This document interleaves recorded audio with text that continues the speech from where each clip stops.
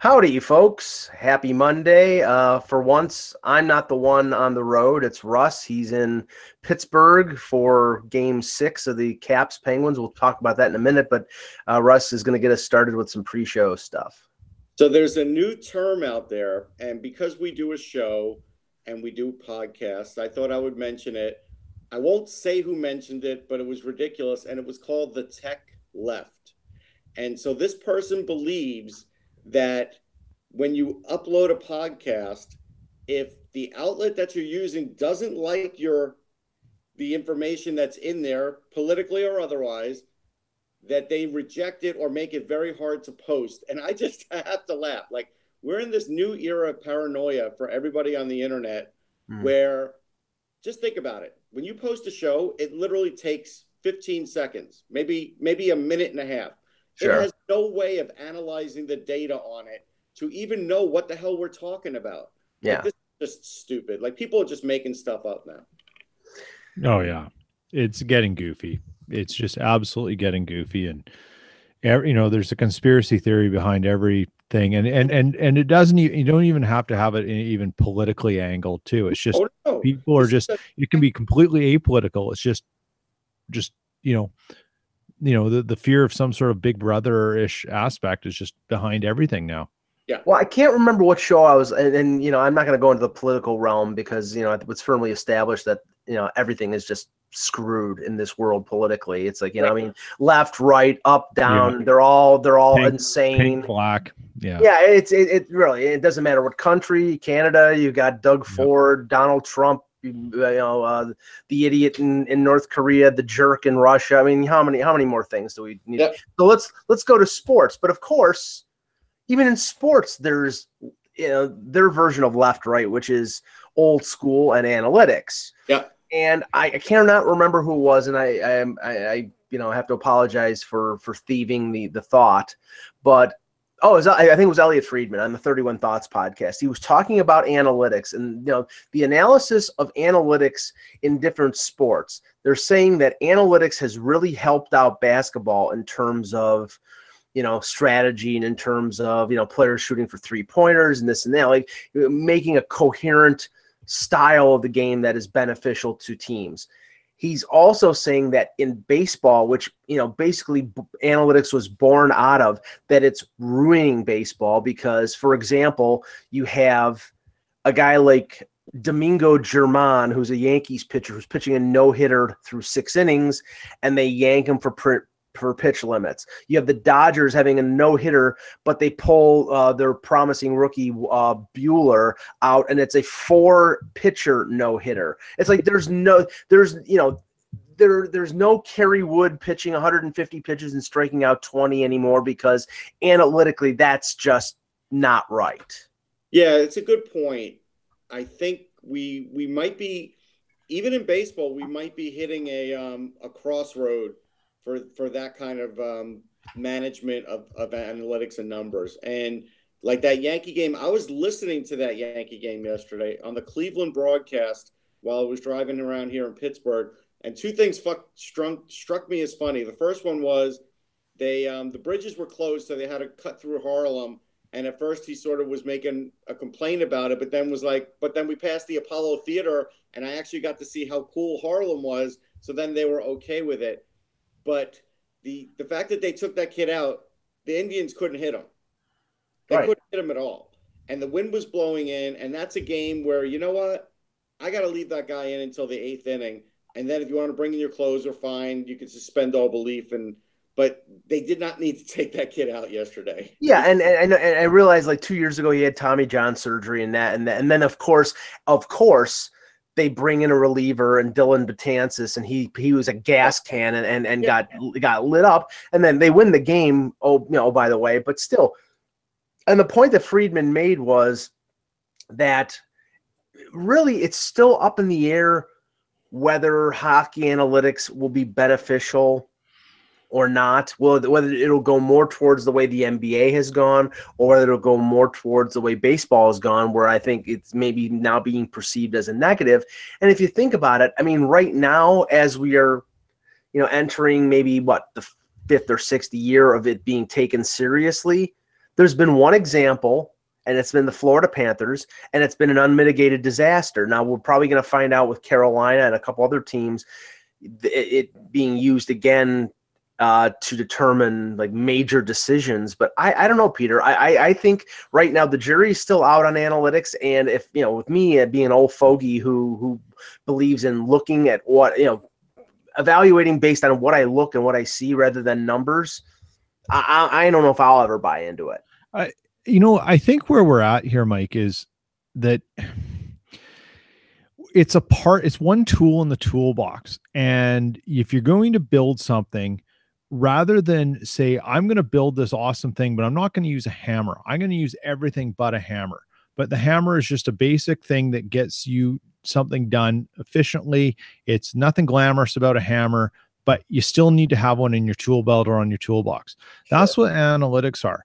And maybe they're a little more glamorous and detailed than a hammer. Oh, I think it doesn't mean that they don't have value. It's the contextual era or the contextual environment in which you use it. That's the biggest part. And there's some teams who are going to find it useful. Others are going to struggle for context. I think at times it's like using an axe to cut your lawn. I mean, I do. I think we're in baseball, really the only team that has really succeeded with analytics was the Red Sox. So that's fine. And so a lot of teams jumped on after that. But now, as an example, in baseball with this launch angle business, they're already into historic numbers for strikeouts. So for pitchers, like if you're Nolan Ryan, if somebody has just started this year and they stick with launch angle for a decade, someone will beat Nolan Ryan's strikeout totals, which will be a ridiculous thing because now everybody is doing that. So that also is affecting how the entire game is. That's not the case right now in hockey, but it's affecting it a little bit.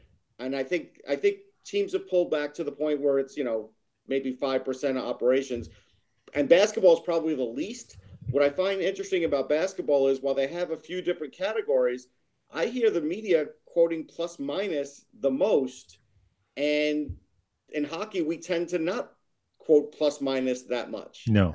Unless it's something glaring like -5 in a game 7 like Jake Gardner had. I mean, I'm sorry, you can spin plus minus as much as you want. When you're -5, you've sucked in a game. I cannot say, there's ever been a -5 that the guy said, oh, that's misleading. That's actually he didn't play that badly. No.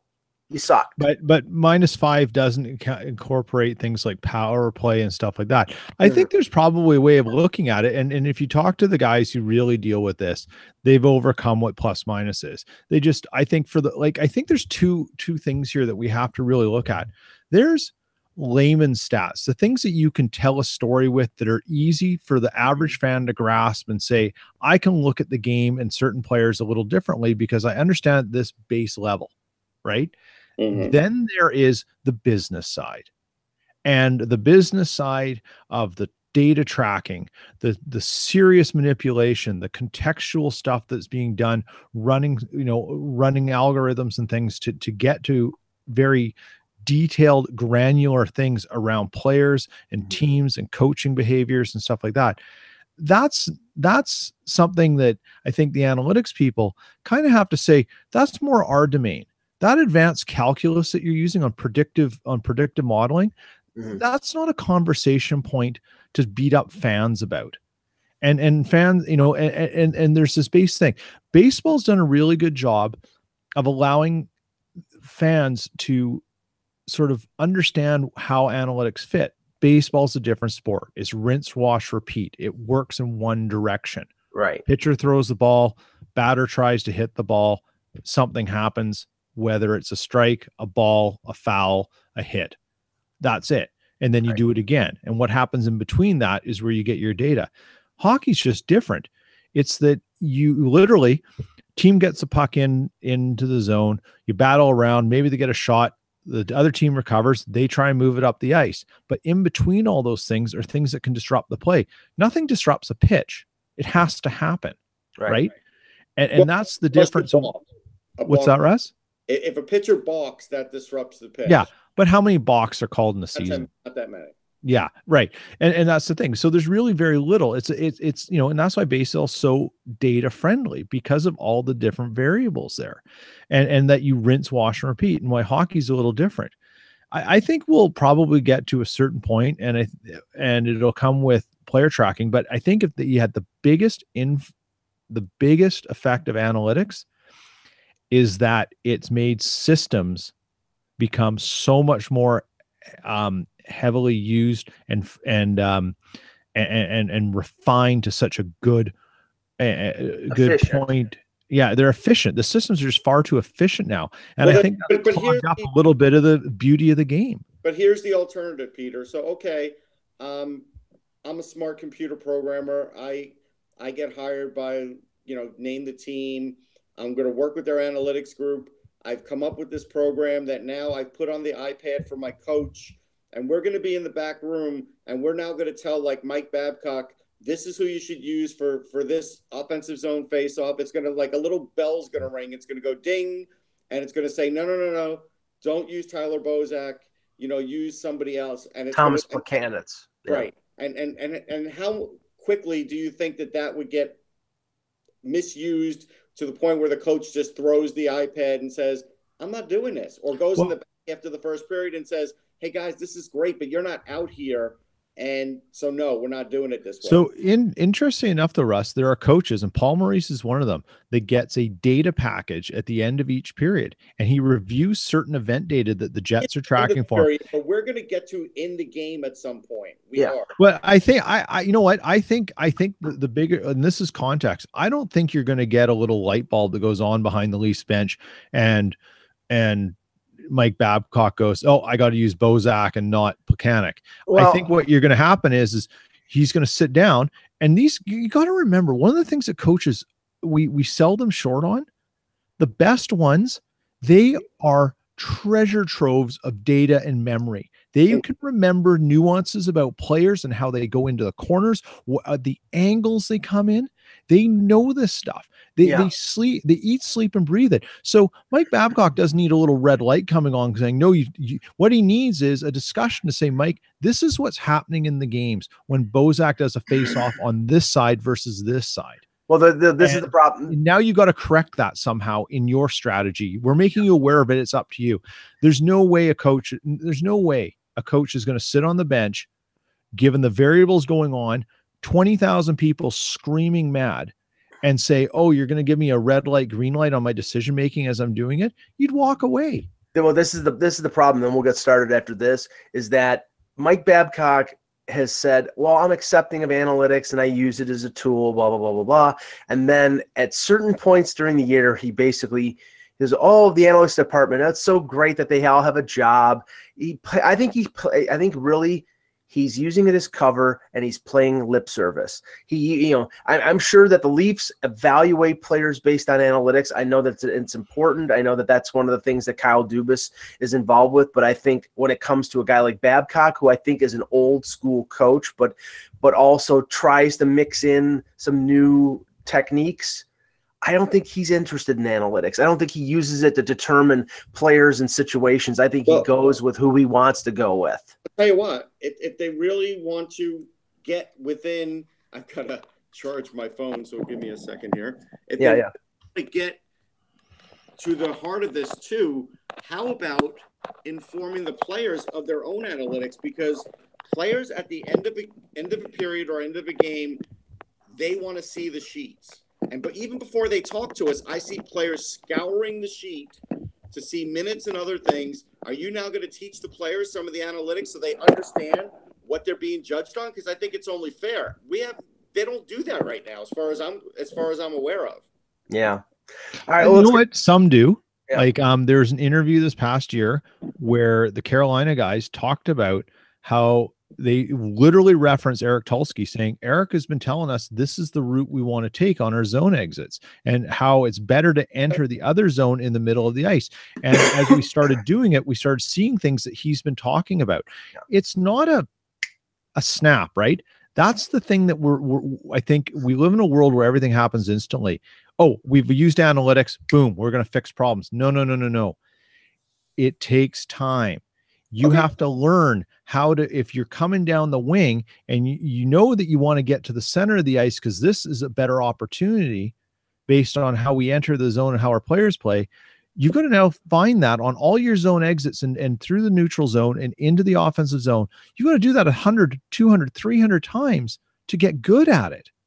Yeah. It's just like shooting a puck. Yeah, if I do this and you do it and you're successful. If I had one of those smart fridges and it could tell me with the analytics what I should have for dinner every night, that would save me like a half hour every day. So I'm in if it could do that. All right, X going to be joining us any minute now, so let's get started on the analysis of the 4 series. Hello, Hockey World. Today is Monday, May 7th, 2018. I'm Peter Tessier, gearing up for Game 6 in Winnipeg. I'm Russ Cohen here in Pittsburgh. And I'm Michael Agello, and I'm 2-0 in my picks in the quarterfinals. And this is the Hockey Buzzcast here on HockeyBuzz.com. Let's start with the games that were the series that were completed yesterday. Yes, I picked the Vegas Golden Knights, and yes, they did come through. Let's start with that one. What's that? I have a caveat. I was on a show yesterday at 6:30, and they gave me an opportunity. They said, "Who would you like to change of all of your picks? And what would you change it to?" And I said, I would change it to the Vegas Golden Knights winning this game and getting through the Western Conference Final. So I've completely flipped, and now I have taken on Vegas. I took them on yesterday pregame, and now I'm taking them on to win the next series, regardless of who they face. Because if Marc-Andre Fleury is going to jump up in the air and the puck's not going to hit him and go in the net and everything else, something weird is going on here, and I'm going to go ride Vegas for a little while. Yeah, I mean, Peter and Hayek, you can't underestimate right now. And I know I remember talking to somebody about last year's playoffs, and they had said if they had a vote for the Conn Smythe, they would have voted for a guy who didn't make the Stanley Cup final. They would have voted for Erik Karlsson. If Vegas gets to the conference, if Vegas now in the conference final, if they don't get to the Stanley Cup final, I really think Marc-Andre Fleury deserves some Conn Smythe trophy votes, because I don't think they get this far with just an average or above average goaltender. He's played superhuman in this playoffs. I'm with you. I was saying this today and to somebody else that, first of all, I think if he gets to the next round, he wins it automatically. Like, I think no matter what happens. I mean, he did things yesterday that were superhuman. Like, when he jumped up and the puck didn't hit the back post, didn't hit him, didn't go to one of his players, like, things are just falling right for this guy. Yeah, I mean, and he deserves it. I mean, this is just a truly great person. You know, it's just one of those karma things to me. It's like, you know, a great guy. I mean, he obviously has had, and he handled the Matt Murray thing with such class too, which was not easy. Couldn't have been easy to do, you know, honestly, at the time. You know, he's a very competitive guy. I remember when he first came into the league, you know, there was a lot of stuff about him because, you know, remember the craziness of, like, he had to play a certain amount of games in his first year to get a contract, and then the Penguins kept him out one less game or whatever it was, and it was really. Well, Michel Therrien had a lot to do with trying to through with him. He did. Yeah, but he's a player-friendly coach, isn't he? Well, sure, and but you know, that was I remember that, and then he went to the yellow pads thing and all that phase. There was all kinds of crazy stuff that.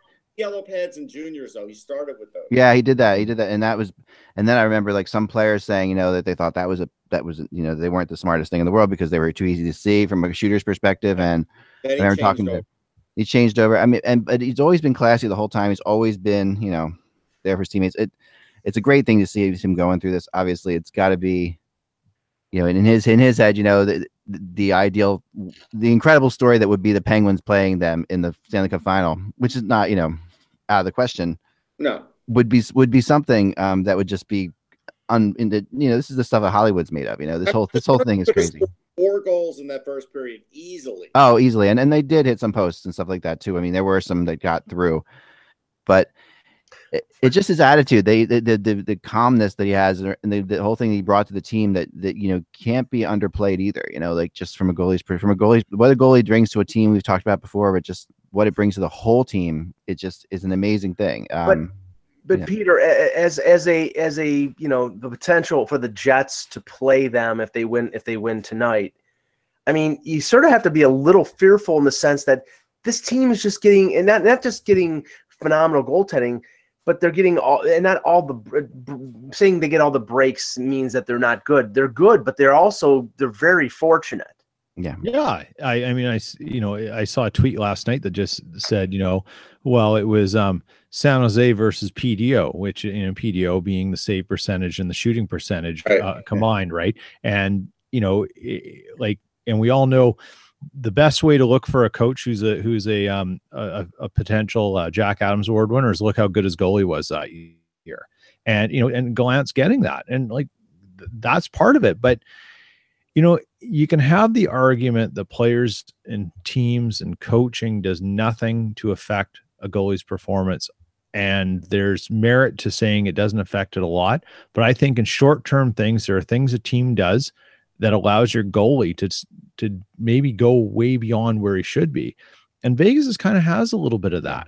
They have that weird kind of thing that, Fleury's seeing stuff. He's able to fly everywhere and do whatever the heck he can to keep the puck out. And there's nothing getting in the way of him doing that. But San Jose was dominating before the play that set up the Marchessault goal, which again, a really nice goal, but just a fortunate 5-hole thing that they get on like a half second of Jones not closing his legs quickly enough. But at that point, Jones had already made some really good saves, but San Jose was carrying the game, and they probably felt ridiculously just distraught after that goal. Yeah. Oh yeah. No, they were. I mean, that was watch the beginning of that game was just the arena's hopping, everything's hopping. They're just flying around. I know it's just getting. They chose somebody who I'd never heard of in Hollywood. Nobody's ever heard of him. Yeah.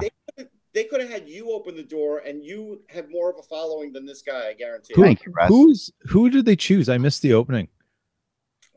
I can't even name the guy. That's why we can't name him. He was a comedian / actor or whatever it said, right? He does a show on Comedy Central, someone told me, and I can't even name you the guy.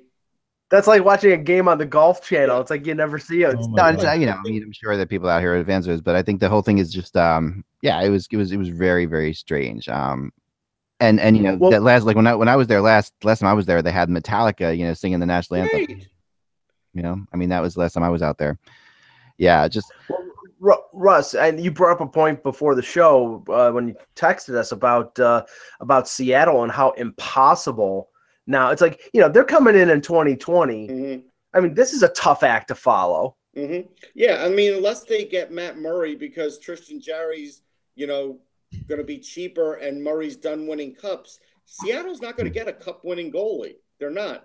The mistake I made was thinking even if you had a cup-winning goalie, you wouldn't have the defense in front of them to make enough of a difference, and that didn't matter because the system is definitely made up for that. Because let's face it, they don't have the greatest defenseman when you break it down and look who they have. It is about the system. But Seattle's not getting a goalie like Marc-Andre Fleury. They'll get someone decent, but they won't get someone like that.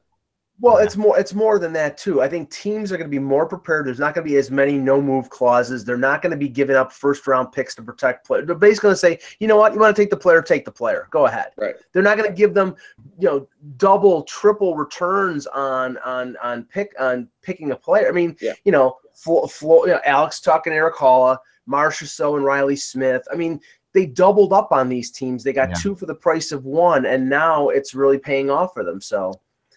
It's beyond that, though. I mean, it's beyond that. Someone else can't just. It's so much bigger than the players right now. It's so much bigger than like them being able to draft. If they could draft equally talented players and not have this success that this team's had, it's like it's beyond anything. Like there's just this whatever thing that happens in hockey, which is this is the only sport of the professional four sports that this could happen in, right? I mean, that's the bottom. And I think you're not going to have an expansion team in any other four sports win it. We'll possibly win it all. I don't think you could. I mean, I think that. I mean, it really just comes down to the fact that you have there's such a chemistry thing.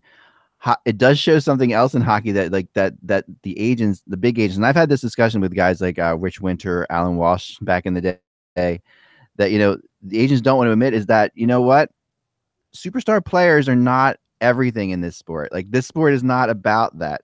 Superstar players are great to have, and they'll get you a goal here or there that you might not get from somebody else. But if you put a team together, you can put a team together without them. I mean, you need a great goalie, but that's the one position you definitely have to have a superstar in. I think and they have one. Well, transitioning to the other game from yesterday, and Eck, I know that you wrote something over the weekend about, was the Marchand thing more of a distraction? Was it, doing Boston more harm than good? I don't think it was doing them more harm. I just think it was a sideshow, and it was an embarrassment to the league that, they basically said that they talked to the Bruins, but then ended up not talking to them, and then ended up talking to them again when they were supposed to, because he was acting like an idiot. Well, but let me just finish. I think in the end, the best team won, and that was the whole thing. I think it was a point of distraction that Marchand was trying to get under their skin, and Tampa is too experienced and too good for them to be taken off track by an idiot licking people. It's funny, like, who got the better Ranger, right? That's what the series was about. Like Nash versus McDonough. Well, they got Nash and Holden, and they're sitting, and JT Miller is moving on, right? Yeah, and McDonough obviously is the big deal to me. Like, I completely agree, but back to the Marchand thing, I never think those things are really bad for the team when they're down 3-1 to have stuff like that going on, because I think it tends to take pressure away from other things that are happening. Right. And usually. Did you see the interview? What they posted on NBCSN as the post-game interview with Marchand, and he said, well, there were some things going on. Like, he was almost going to complain about the refereeing. I could tell he came within an inch of doing that. And just, to me, the nerve in that, dude, I get that the refereeing wasn't great, but he was half the reason it wasn't great. Right, and he's not the guy he's not the guy who can ever say anything about that, right? And he really should never be saying a word about that. And to be honest, go ahead, Peter. Yeah, I was just going to say, as the game progressed yesterday, what started coming out of the Boston-centric side of things was kind of sickening in a weird way. It was like propaganda. Yeah. And there's a lot of people there, and I know this from media people here. The Boston hockey media has a very strange reputation. And I've heard it from some longtime beat guys here who are in the PWHA. They've told me this. I've heard it, and I've seen it in other areas. It's a strange group. And what started happening yesterday was it was enough that honestly, editors of papers, publishers should be pulling these guys in and having long, hard chats about what your actual goal is as a journalist. Because if that's what you think of journalism is, there's some other broadcasting and media companies that you should probably go work for, because there was nothing that showed integrity coming out of people. And when I saw what Jack Edwards tweeted, and he put his little disclaimer on it, the fact that you tweeted it gives it merit, at least in your view. And that was despicable. I didn't see think that's going on. You should just go cover volleyball. I didn't see the tweet. What did he say? What did he paraphrase? I'd have to find it again. Okay. I'll look for it. The issue is this, though. I mean, you're right, Peter, in so many ways, and it's a bigger conversation. But in because there's a lot of there are so many people that cover teams now that work for the teams they're covering. And that is really just, at the end of the day, it's not the way it's supposed to work, right? I mean, journalists are supposed to be watchdogs, not, and we're supposed to be mirrors, and we're supposed to a window to what's going on. Right. And you can't really do all that. You just can't when you're working for the team. I mean, it's not, sometimes I really feel like some guys are put in such a weird position. There are some teams out there, it's really fascinating, that let their guys say whatever the hell they want, and you notice it. Like, you notice it so blatantly. I'm trying to think of one. There was one I was watching the other day. Where when you listen on the radio, especially, when you're going through and listening to the play-by-play on the radio, that's where you really hear the guys. Those are guys who really work hard for the team. They are in there, and often they have to really just spew the team line. And it's tough. And I don't know how they do it. And I've known people who have gone from mainstream journalism to working for the team and hate it. But they have to do it because, journalism jobs are falling apart. There's no more. The most telling play of that game, and I was texting with Mike and Anthony during that game. The most telling play, and it sort of was. It just put an exclamation point on what I was texting when I think it was Palat just threw up a fly ball in the center of the ice to a little bit further than that to Tyler Johnson, and he literally just beat Zdeno Chara to the puck and got a shot on goal. That was all you needed to know. We could come up with excuses saying, "Oh, look at the minutes heaped on Chara." But at the end of the day, if he's your top pairing guy, he's too slow. They were just a better team in that series. And it's funny because, and I respect Ty's opinion. Ty Anderson after the series was like, what the Bruins really need is to add some defense and help out Chara. And I look at the Bruins defense and I'm like, okay, you've got Carlo, you've got McAvoy, you've got Krug. If you compare that to the Maple Leafs defense, that's the 79 Canadians. So it's like, I mean, come on. I mean, Chara's 40. No, what you can't do is play Chara 27 minutes a night. He's not the 30-year-old Chara. Top pair either, Mike. It's gotten to the point where you have such good speed. He can't keep up with them. I can't tell you how many times guys went around him, and I don't think the minutes were everything about that. It plays into it a little bit, but it's not the full answer. There's nothing more. Also look at, and I've been saying this about the Winnipeg-Nashville series. I wrote it in my last blog. I've got it in the one that's going to come out soon, talking again. Like when you start rolling your guys, and it doesn't matter how great a stud defenseman you are, and you're going to roll 2 or 4 guys with that frequency and bring them in the top. It's not just about like, Chara's a beast. He can handle the minutes. Yeah. But they're hard minutes. This isn't like you're chasing around Ron Hainsey. Correct. You're chasing around Point, Kucherov, Stamkos, and it goes on. It's not easy. No. It's not just standing there. And maybe the 7-game series against Toronto weakened them enough because that was a long and arduous series. And you're chasing around Matthews, Marner, Nylander. Well, here's the thing. Next year he's a year older. This isn't Tom Brady who could sit in the pocket and just throw the ball until he's 45. This is the NHL where you're moving all the time. Like Chara needs to move down to the second pair and to get somebody on the top pair with McAvoy and not Carlo, because Carlo, you can't put Carlo and McAvoy together. I don't think. I think you should keep the other two together and they need a top pairing guy. Here's my thinking on this. Like as far as top pairing defense, and I've always felt this way, that besides goalie, the hardest thing to get is a number 1 or 2 defenseman because. Sure. And honestly, I think that, if you were to split the defense up, the first pair, the second pair, and the third pair, there's, 50% of the defense in the league are third pair defensemen, 40% are second pair defensemen, and 10% are first pair defensemen. Well, they could get a number 2 here if they're willing to give the reins to McAvoy as the number 1, which I think they should. Yeah. And if they do that, they can get a number 2, which is easier to do. But it's hard. It's hard to really it's hard to match that intensity night in and night out. And you really have to have your top 2 defensemen have to be not only great offensively but great defensively. And a lot of the guys that they have are great offensive defensemen. But here's the reality. And Chris Johnston wrote a good piece on Sportsnet this morning about the Atlantic Division, and if the league does not change the playoff structure, Tampa Bay's in a position with players that they have locked up right now and youth coming in that organization that they could dominate that division for most of the next decade. And, you have Boston, you have Toronto, you have maybe Buffalo up and coming in the next couple of years with Dahlin and Eichel. It's going to be tough to get through that team. It's not going to be easy. And it's like, if you're going to have Boston, Toronto, and these other teams stacked behind Tampa, it's going to be Tampa every year. I think it's really going to change, Mike. I think it's changing over the summer. I know I've heard whispers about it.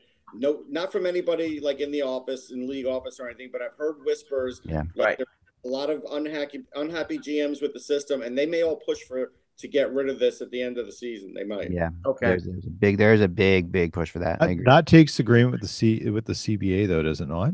No. That's something that the competition committee could choose, or I think, or could just be a something from the commissioner's office if they think it's in the best interest of the league. Because I mean, if you got I'm sure that the Toronto Maple Leafs were not very happy that they had to come up against a team that had 100 points in the first round. Yeah. They were 5th or 6th, or I think it was 6th or 7th in the league in the standings. And I'm not, I'm not crying here. No, look, NBC is going to cry to them because after the Pittsburgh Capital series is over, that's their big ratings grab. Like after that, it dwindles even in the Eastern. No, it's going to be the conference finals have potential to be a problem as far as ratings go. Tampa Bay, Tampa Bay, Pittsburgh will be phenomenal in terms of ratings. Tampa Bay, Washington, not so much. If it's Winnipeg, Vegas. It's a disaster. Or Nashville, Vegas. Honestly, I mean, it's not. I mean, the Vegas is the one that's carrying it. I mean, the Vegas story is carrying the Western.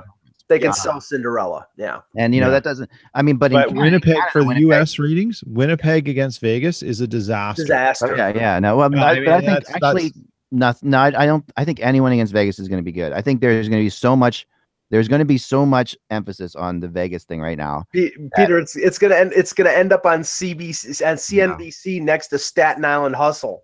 Yeah, it's a story. Like, I mean, no, the Vegas thing is saving it. I mean, if it was say, let's just throw Arizona in there, another similar area, similar marketplace or whatever. If it was Arizona, their 12th or 20th year into the season. What they should do with the game, they should have like a live Shark Tank in between periods. That's yeah. No. I mean, it's crazy. It's so much fun. Like, Angels on the goalpost. So I was thinking yesterday, just with all the posts, it was just, it's just too much fun. That those ratings will be fine. I think the ratings, and Pittsburgh, of course, always draws ratings, especially out of Canada. Peter. Let's do it. Peter has to leave in a few minutes, so let's start with with Winnipeg, Nashville. Yeah. Now, Peter, I have to say, I was a little surprised. I thought Nashville didn't play at all well in Game 5. I mean, not to take anything away from Winnipeg, but I expected Nashville to step up and be the team that we saw last year in the playoffs, and I didn't think they really showed up at all against the Jets in game. And maybe it was just because the Jets were overwhelming, but I was a little surprised. So going into Game 6, what do you think is the dynamic there? I said it yesterday in my blog after the game and talking about one of the funny things of how the shifts work, because what you notice is that even strength, it's Subban, Ekholm, Ellis, and Yossi getting rolled over and over, and there's a little throw in of Irwin and Weber here and there, and there are huge gaps where you don't see Irwin and Weber, and this goes back to the point of hard minutes. Mm-hmm. And when you have Matthew Perreault come in and play on the fourth line with Brian Little, on 90% of the teams in the NHL, Perreault's a second liner. On 70% of them, Little's a second line center, and they're on your fourth line. Yeah. That's hard minutes. Like Kyle Connor, they didn't have an answer for Kyle. No, Connor. Because they were tired. Yeah. They literally are getting worn down at evens, because next thing you know, you've got to go battle guys that you think you're going to have a break against because you're playing a fourth line. And the next thing you know, you're dealing with chaos in front of your net. Yeah. And it happened over and over and over again. And when I looked at the shift chart, you just see like Laviolette just didn't care. Like these guys were gassed. Well, get back out there. You got to go defend against Connor. Yeah, they need to do the same thing that Winnipeg did to them to Winnipeg, and they need to put Fiala back in and take out Hartnell, because that makes it a lot easier. Well, Fiala's back in on Saturday. Okay, but like, I mean, they do that. We said this going into Game 5 though. It was like you looked at the time on ice. You had Ekholm, Subban, Ellis, and I'm sorry, Yossi, 25 minutes, 24 minutes, that range, and you had Weber and you had Irwin at 9 minutes. You can't do that for 6-7 games after, maybe they were a little lighter on that in round 1, but you can't do that, especially in a knockdown drag out series like this. They're going to be dead. And then Subban comes out, and I realize what PK Subban's his gimmick is. He's going to take all the attention. He's going to take it off his teammates. But again, you wrote about this. Stop with the guarantee crap. It's like, you can't guarantee anything. All you can guarantee is your best effort. You can't guarantee that you're going to walk into Winnipeg and win that game. It's stupid to do so. I just think it feeds the other team. I really do. I think it's gotten to the point where the guarantee works in reverse. I think it actually helps the other team more than it helps your team, because so many guarantees have not come through, and that just becomes most of them don't. If they don't come through eventually, you have to look at what it's really affecting. But also, most of the teams are guaranteeing. They're guaranteeing when they're already down in the series too, so the odds are against them too. Right, they're always that's usually the guarantee. You never see a guarantee when like when a game's up 3-0. I guarantee we're going to sweep them. You'll never see that. That doesn't happen. So I totally agree with you. I mean, I guarantee after this webcast, I'm going to eat lunch. I can guarantee that. I can guarantee that too, that Mike's gonna eat lunch after this webcast. Going into the game though, I mean, there's a lot of things at play here. What came out today, and we're not sure what it is Matt Hendricks is a game time decision because there might be something up with Brian Little. Now we don't know. That's a huge game changer there. Yeah. And I mean, there's a lot of outcry on social media right now that you've got a Roslovic, you've got a Matthias, you've got a Dano. And I know you don't want to put Matthias or Dano. Yeah. I know they don't want no to. Sean Matthias, please. But you got to understand, Matt Hendricks, look, nothing wrong. Like, you don't begrudge the guy who he is. He's a valuable commodity. He's just not valuable on the ice. And that's the problem, is that he's causing more harm than good when he's on the ice. I think they're going with, if they don't use Roslovic and they're going to use Hendricks, they're going with that experience thing to close it out, and it doesn't always work in this league anymore. No, and the thing is that Roslovic has had to cover a few times because Maurice has given his defense green lights to pinch when an opportunity arises. And Roslovic has been caught playing left D twice now. Yeah. One, there was a goal against in game 4. And the biggest issue, though, is that, okay, he's not going to get every read right, but he can recover fast enough if he makes a poor read, because he's that fast. Right. And that's what I think you have to look at. And you don't need to Perreault's going to do the heavy lifting on that fourth line. Yeah. So let him do it. But don't compromise it because you've got a guy who has all the heart in the world, but just can't execute at the pace of the game. Right. And I bet you Nashville wants to amp it up. They know they didn't skate that well on Saturday. Right. And they're going to come out, they want to take the crowd out of it again, because they know chances are they're not going to if they can get a lead, Winnipeg's not going to come back and score 4 unanswered goals. Well, they know that they want to amp it up. They just don't want to open it up, because if they open it up, I think Winnipeg will destroy them. I mean, I'm sticking with what I've said before in the beginning of the series. These are the two best teams in the NHL playing each other right now, and you can't say that yet. I really totally feel that. I honestly watch Nashville all the time. They're a team that I watch every game of, and I can tell you that they're not playing poorly. The last 2 games, Pekka Rinne is playing poorly. He's trying. What he's playing. Why he's playing that way is he is trying to do everything he can do to be. But he's got to stop, Beck, or they're going to lose the series. Oh, I know that, but I granted, but it wouldn't matter, is what I'm saying. Like, if he wasn't doing the things he's doing now, they would still be winning. Yeah, but see, this is the thing. The problem is that at what is Rene, 35 years old? At 35 years old, you have to expect that a player knows enough about his own game to play within himself. And if he's trying to do too much, like you say he's doing, then he's making it's a disservice to his team. And I don't think he's played well at all, actually. Well, player 35 years old who's had success is going to keep doing what they've always done, and this is what Pekka Rinne's always done. Okay, so I sit there and I do, as a fan of the Predators, when I watch them, I get frustrated because he does this, but this is what he does, and this is Pekka Rinne's game, and you're not going to teach an old dog new tricks there, right? You're not going to. Pekka Rinne could end up turning out to be like Dan Marino and never win a cup either, because and I don't think that would be. I mean, and Rinne has the ability, like we saw in the one shutout in Winnipeg. He can come from a bad game and go right to a good game. Rinne does not let things linger from game to game. That's the one thing. He's very good that way. One big thing that the Predators fans can look forward to, that he'll be back. It wouldn't if they had scored 20 goals on him in the last game, it wouldn't matter to Pekka Rinne. Right. It doesn't mean anything to him. So he's going to come back in really strong, and the Predators are going to come back really strong. But the Jets are just the Jets. The playoff Jets in the first round were better than the regular season Jets. This second round is better than the first round Jets. I mean, we got to realize the Jets are getting better all the time, and the confidence that comes from a Stanley Cup playoff run like this accelerates that in a huge way. So they're gaining, they're jumping ahead like years. Like if a team gets eliminated in the first round, then it could take a couple more years. But by them making this run, the Jets have already skipped. All I'm saying is, if Rinne played less risky, the series would be a lot closer. Possibly, and I think Mike and I that feel that way. A lot of people feel that way. No, I know a lot of people do. I just think that from watching Rinne, I feel as if the Jets are just getting it done. Like they're going to find a way to get it done. That's why I said after the first game to you guys, I'm like, I picked the Predators in the series, but now I'm kind of, after watching one game of these two teams, the Jets they're just better than they were. They're better than the team that we've seen before, and they keep growing. So it's hard to stop them. They're a runaway train right now. The only thing that Predators have going for them tonight is obviously there's a lot of being back in Winnipeg. I would bet the Jets, as much as that building's going to be crazy, as much as it's going to be loony, I would bet the Jets wouldn't mind if this game was in Nashville, to be honest.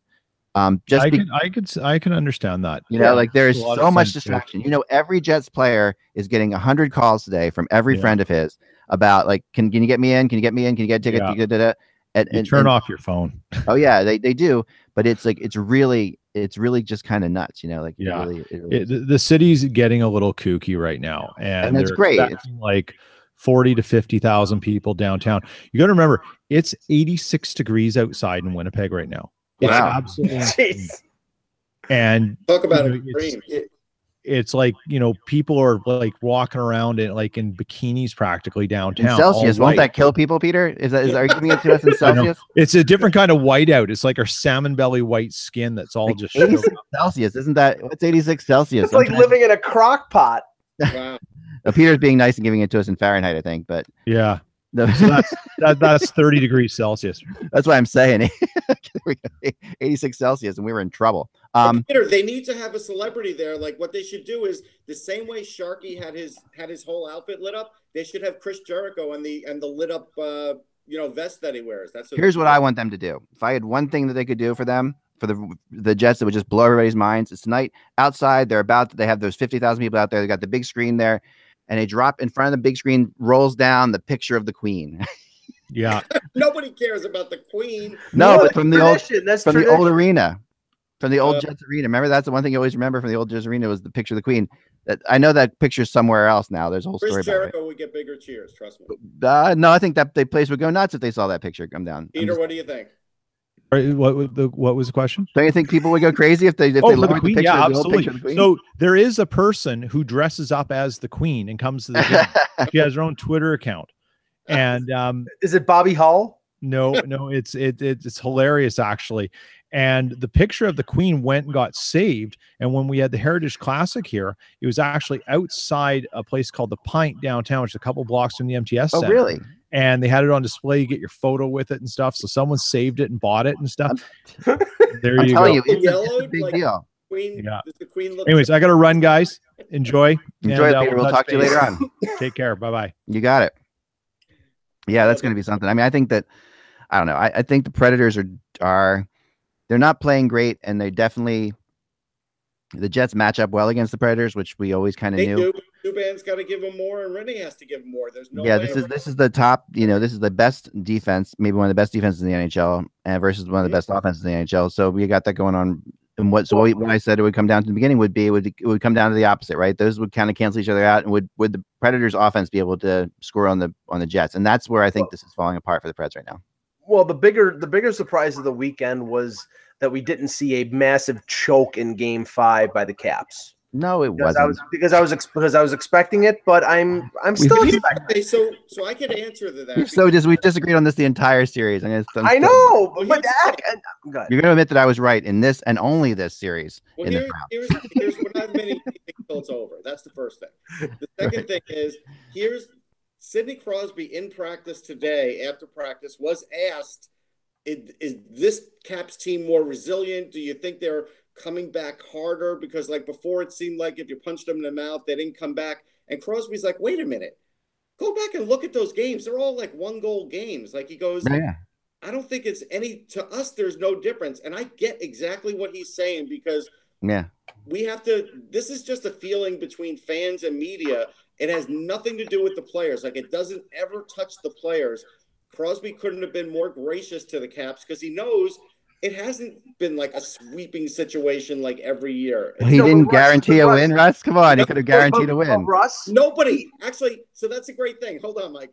Nobody in the Pittsburgh locker room guaranteed a win. All they guaranteed is that they treated this like every other game, and they didn't practice. They didn't practice on Sunday. They practiced today. Yeah, right. And I got to tell you, Brian Rust had this look on his face and the determination. I guarantee you he will score a goal. Like if you want to bet a prop bet on Brian Rust scoring. Well, that's because the Penguins are smart and they're not giving the Caps bulletin board material by saying we're going to guarantee. I think, like again, I mean, Crosby has been down this road before. The guy's won 3 Stanley Cups for a reason. Yeah. So, come on. They will loosen practice. And you know what? Here's the funny thing. You want to talk about not caring about that this is an elimination game? They didn't even run lines in practice. They almost did like a let's skate around, let's get our stretches in, and then they did a little 3-on-3. They didn't even get to lines. They didn't even do it.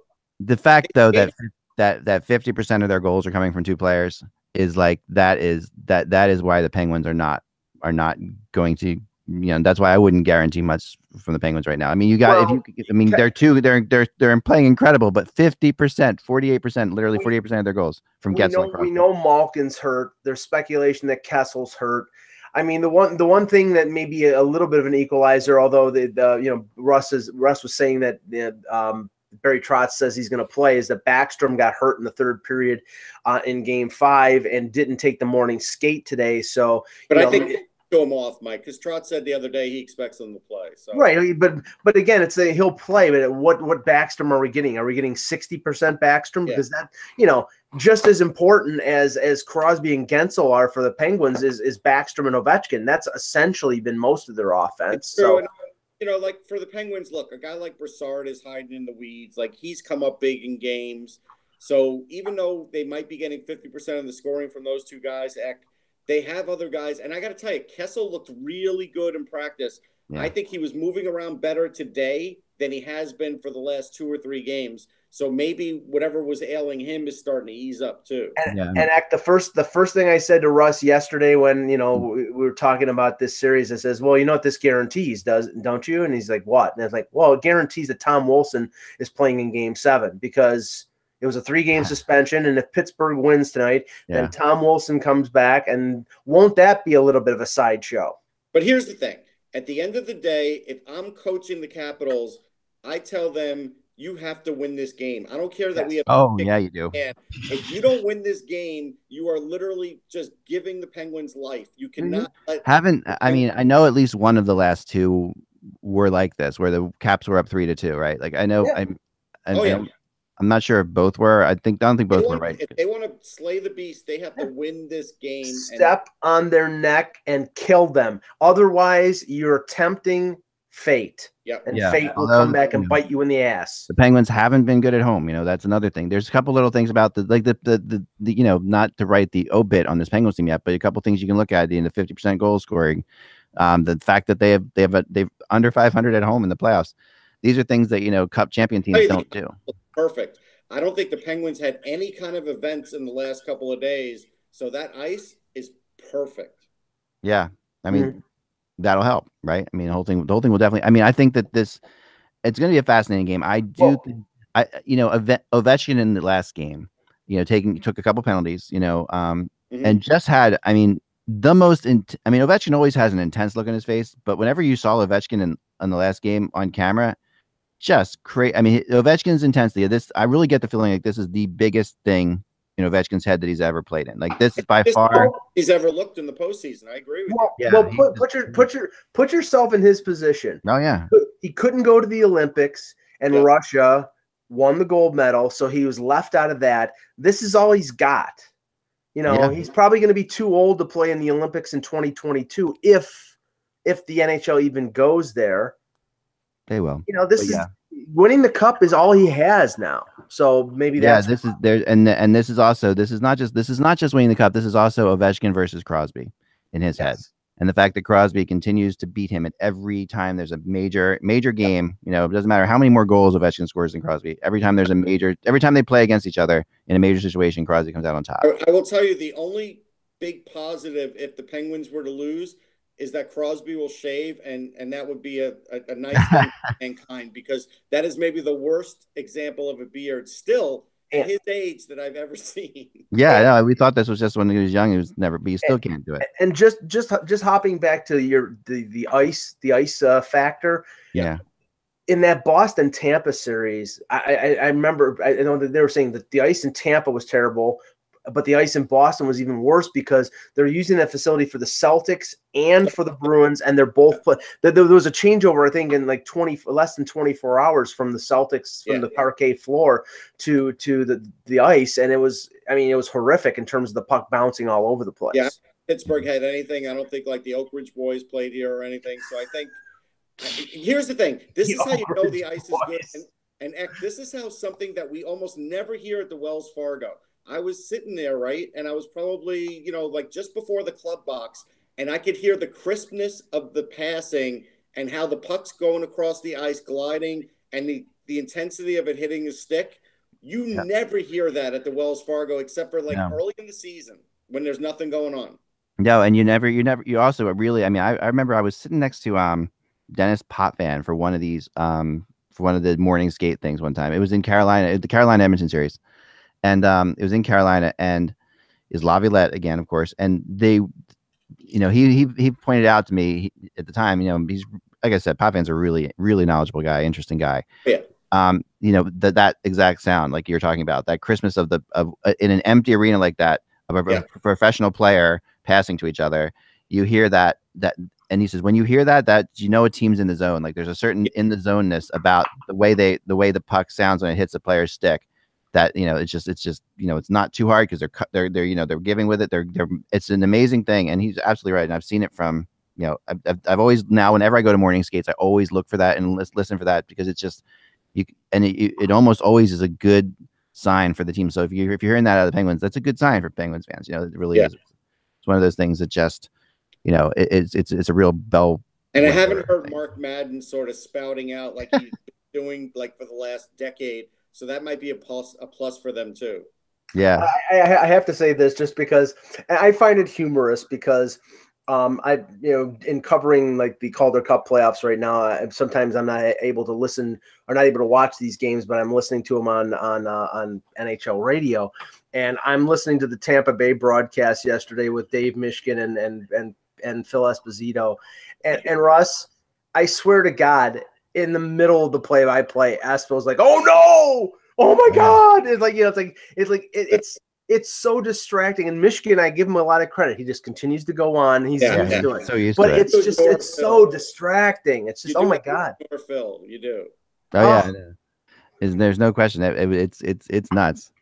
It really is. So we have so do we think, I'm just throwing out there, do we think that this after tonight we're going to see who's in the conference finals? No, I think we're getting 2 Game 7.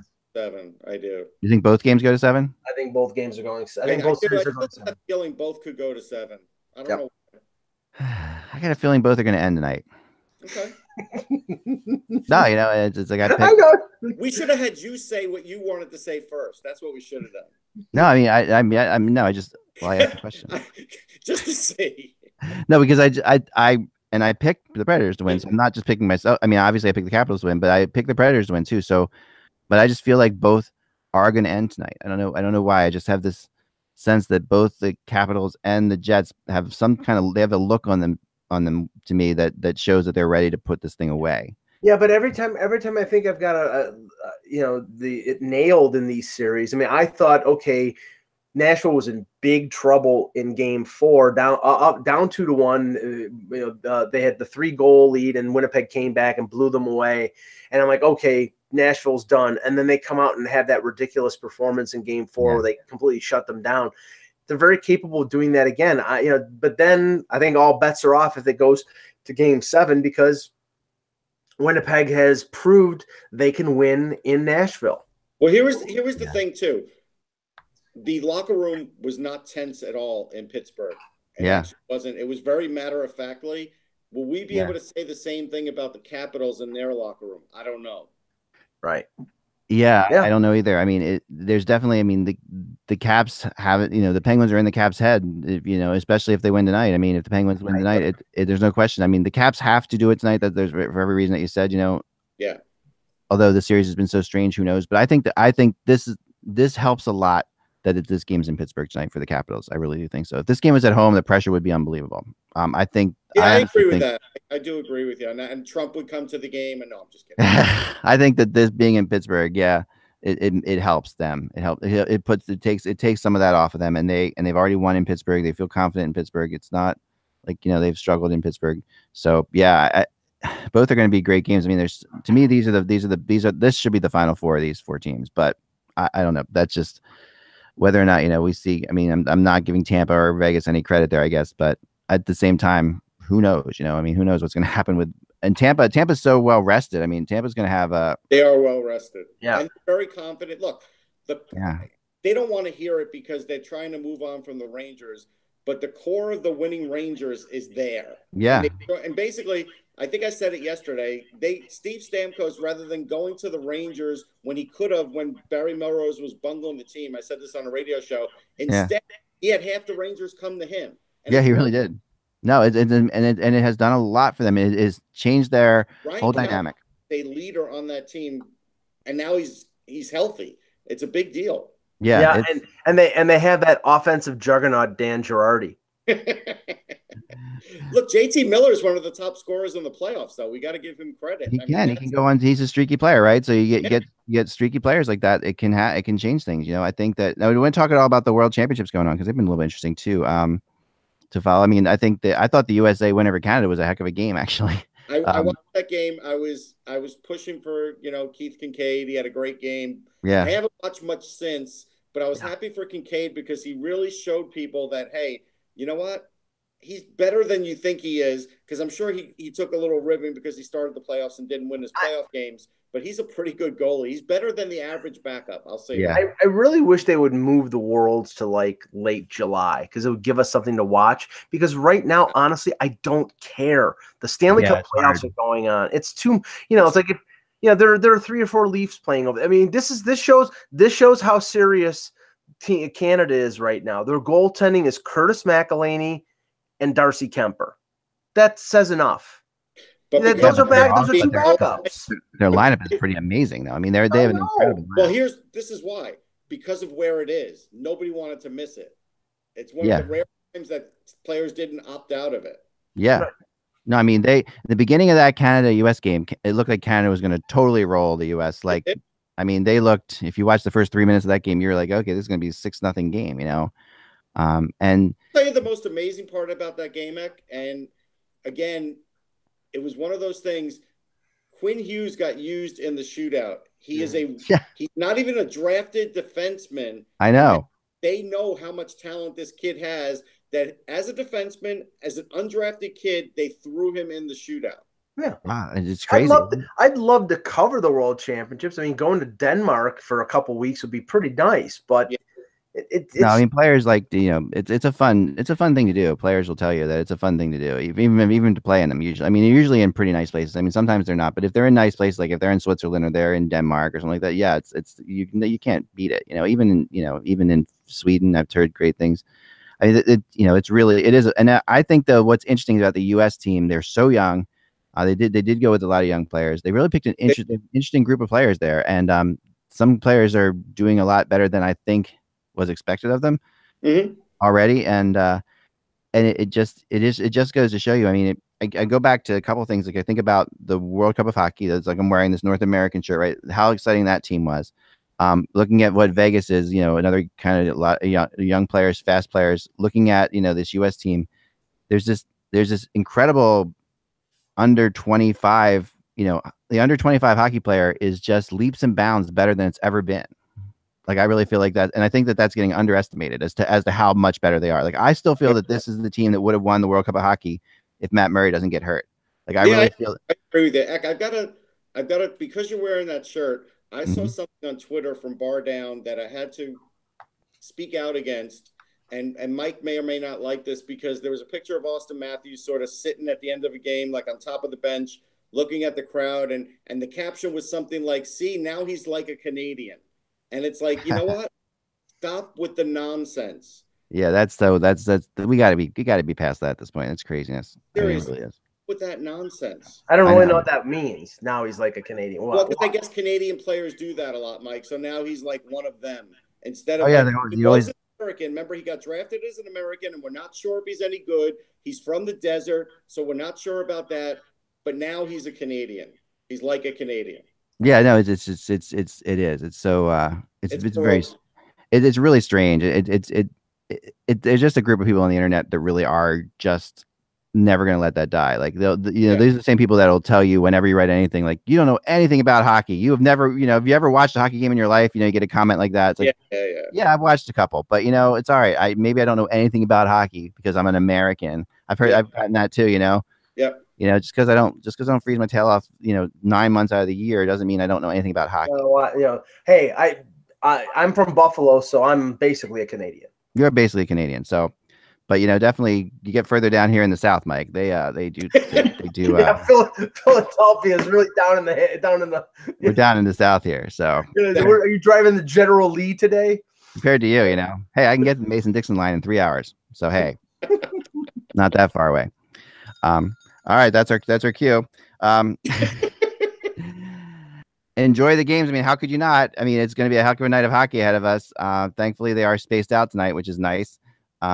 So and I have a feeling we'll be staying up very late. Just my prediction, a double overtime game in that Winnipeg Nashville game. I don't know which way it goes, but double overtime. It goes that way. I don't care if I sleep tonight. I don't. Yeah. Tonight's going to be like, I'm expecting a real memorable game. Like, people are asking me on the internet, like, why are you covering this Pittsburgh Washington? Oh, why wouldn't you? Jeez. Why wouldn't I is the question. Yeah, like why, if you can go to that game and cover that game, I mean, of course you're going to do that. That's just a no-brainer. I mean, that's going to be a hell of a game. The drama in that game. Oh, the drama going, and there's so many subtexts and everything. It's going to be phenomenal. So looking forward to your report. We'll talk to you soon, guys. Remember that the buzz is just hockey. We will talk to you tomorrow.